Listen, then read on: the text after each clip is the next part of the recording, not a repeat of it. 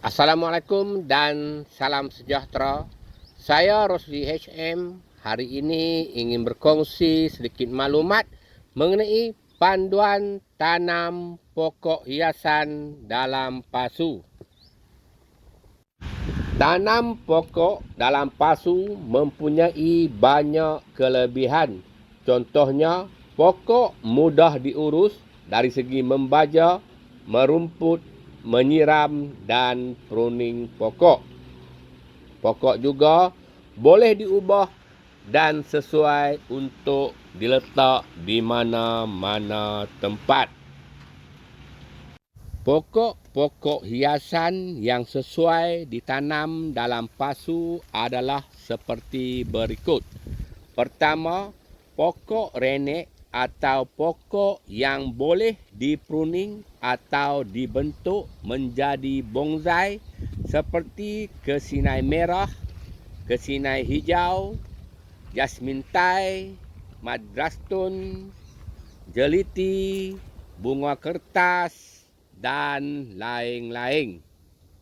Kedua, spesies pokok berbunga seperti bunga raya, bunga ros, ros Jepun, bunga sate, bunga butang, lantana, bunga kip, alamanda, dan lain-lain.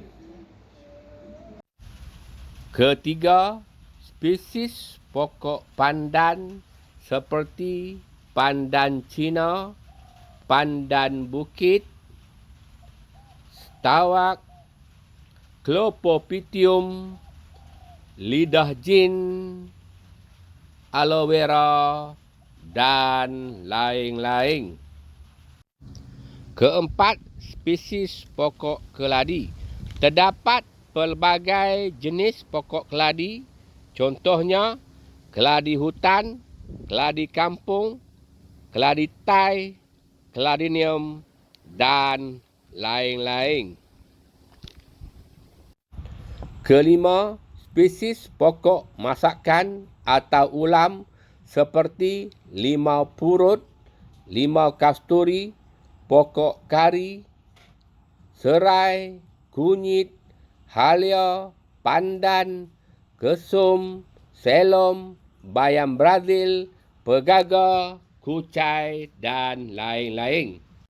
Keenam, spesies pokok herba seperti ketumbar Jawa, bunga telang, senduduk putih, kacip Fatimah, selasih hitam, nenas batu, hempedu bumi, pudina, kunyit hitam, halia bara, sirih, belalai gajah, dan lain-lain.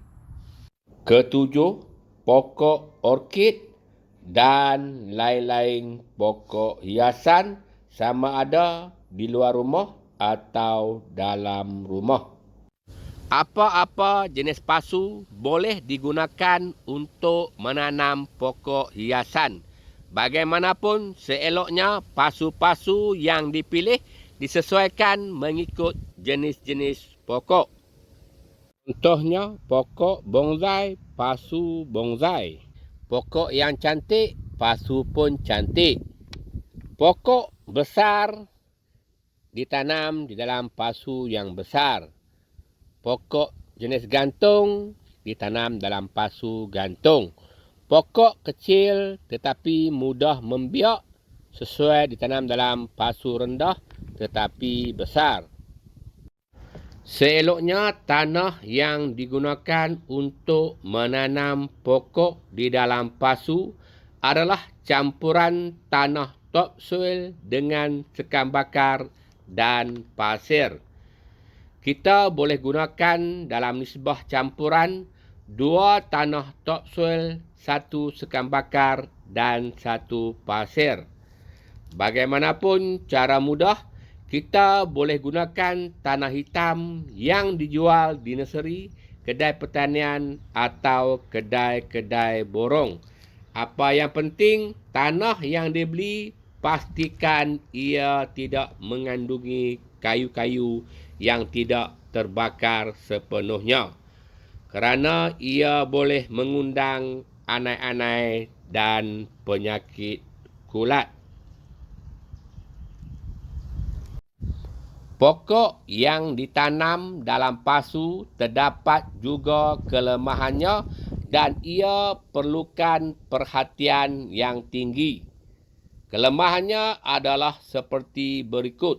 Pertama, jika di musim kemarau, pokok perlu disiram tiap-tiap hari, iaitu sekali sehari di waktu pagi. Kedua, jika cuaca panas melampau, pokok perlu disiram pagi dan petang. Ketiga, jika di musim hujan, sekiranya hujan tidak turun dalam tempoh 2 atau 3 hari, pokok juga perlu disiram. Keempat, pokok perlu ditukar tanah atau ditukar pasu yang lebih besar apabila pokok semakin membesar atau semakin membiak. Tanda-tanda tanah atau pasu perlu ditukar adalah seperti berikut. Pertama, pokok penuh membiak dalam pasu. Kedua, akar timbul di dalam pasu. Ketiga, akar menjalar keluar dari pasu. Keempat, pokok terbantut. Kelima, pasu pecah. Keenam, tanah keras, siram air tidak masuk dan lain-lain. Sekian dulu untuk kali ini. Bertemu lagi kita di masa akan datang. Saya Rosli HM. Sekian, terima kasih.